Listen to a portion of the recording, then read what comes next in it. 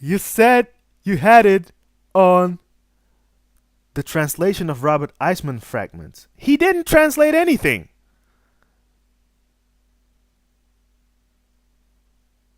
He just took pictures of the fragments. That's it.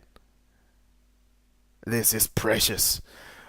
Okay, tell me please what the translation of Robert Eisman says.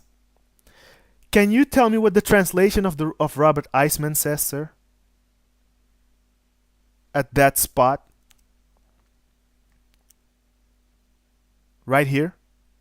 Can you tell me what Robert Eisman's translation says, sir? Gomer, are you there?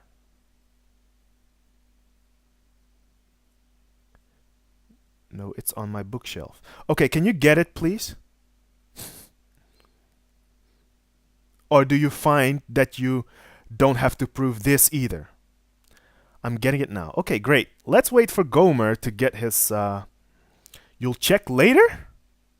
No. Wait a second. Please get it right now, sir.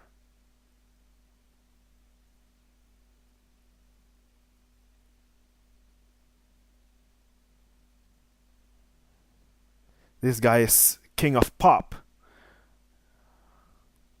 Wow, look at this. Look at Gomer going. Wanna be starting something. You got to be starting something. So you wanna be starting something.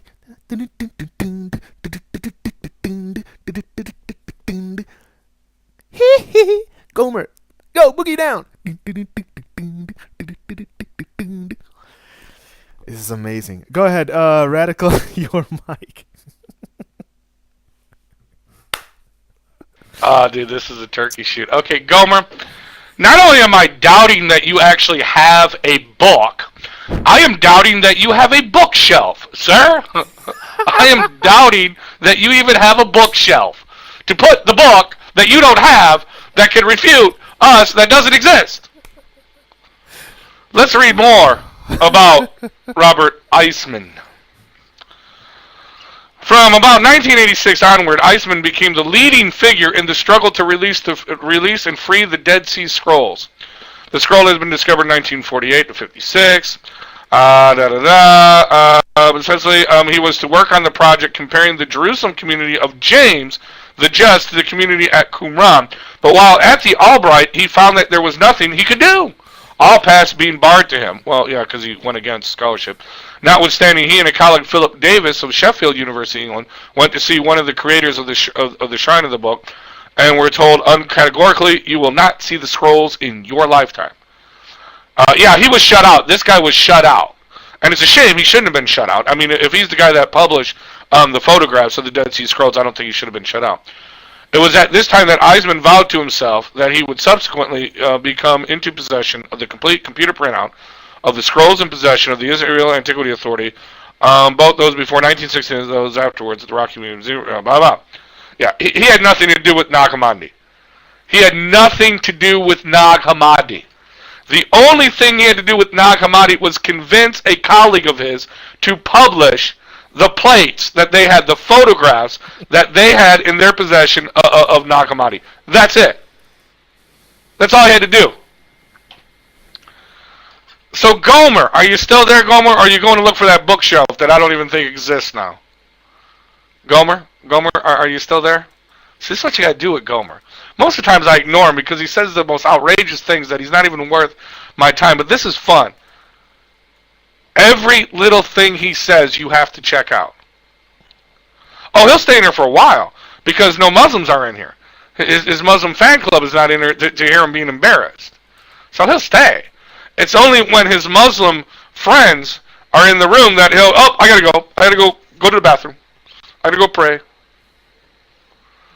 Tell a fib? No. He didn't tell a fib, Bart. He just made crap up.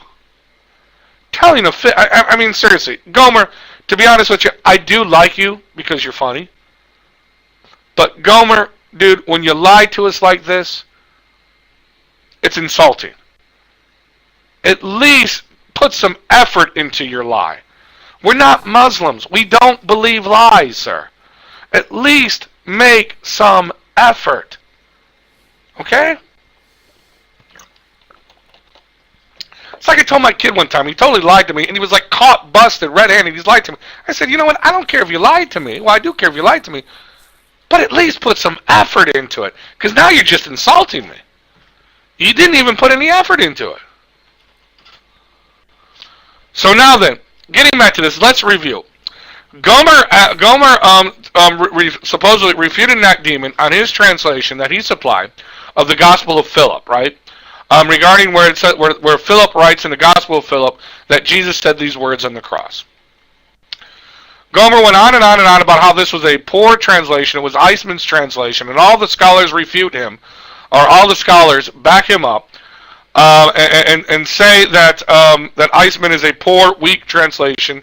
Eisenberg, yeah. It's a Christian weak translation, blah, blah, blah, blah, blah, blah, blah, blah, blah. He then tells Nat to provide the proof text, which we didn't even know what these were. I assumed he meant the original plates, the original documents. To which Gomer could not supply those either. We later find out that Gomer could read Coptic, but then he could read Coptic slowly, and now he is not qualified to translate the Coptic text that he has in his possession in a book on his bookshelf, which we don't even know if the bookshelf exists, much less the book, people. Am I pretty much catching everybody up to speed here? I mean, is this pretty much how this conversation has gone here? Okay, am I leaving anything out? Now then. So now, he is saying that, I forgot, I left out the part that this Robert dude, this Robert guy, who are we talking about here? Robert Eisman, had a better translation of the Nag Hamadi find. We find out that Robert Eisman didn't translate anything. He didn't even work on the Nag Hamadi find. He worked on the Dead Sea Scrolls find only very briefly before he was barred and thrown out from the actual working on it because he was blacklisted from his colleagues. So he's persona non grata as far as any serious scholarly research being done on the Dead Sea Scrolls. Don't know if that changed, but at the time when he was working on it, that was the situation, because he decided to surreptitiously publish the plates on the Dead Sea Scrolls, and I give him credit for that, and I do think that that was a good thing to do, but that's beside the point. So now then, the guy wasn't even working on the Nag Hamadi Scrolls. He got together with a colleague of his who was working on the Nag Hamadi find to publish the documents. So now we don't even have a translation. That Eisman didn't even translate anything. But instead, with his colleague who was working on the Nag Hamadi find, published the plates, the photographs. So now we come to this, that he is reading a translation of the plates. Did you see how this went to now? He is now reading a translation of the plates that Robert Eisman and the other guy published. That's what he is reading. So, Gomer, can you tell me the name of the translator? Gomer, you still there? That's what we want to find out now. Can you tell us the name of the translator who translated the plates that Robert Eisman published through his colleague that actually worked on the on the Nag Hamadi find, which was James Robinson. Was it James Robinson who translated? Perhaps? Maybe? I don't even think he's paying attention. I think we lost him. I think it was overwhelming. I think we crushed him. I think he's done. But that's what we want to get to now, people. I just want to bring everybody to focus. This is what we want to get to now. We want Gomer to supply us with who translated the plates that were published by Robert Eisman and Robert Johnson? James Robinson. Let me type that in text, and then I'll get out the mic. Actually, I'll get out the mic and I'll type it on text. Knack, your mic.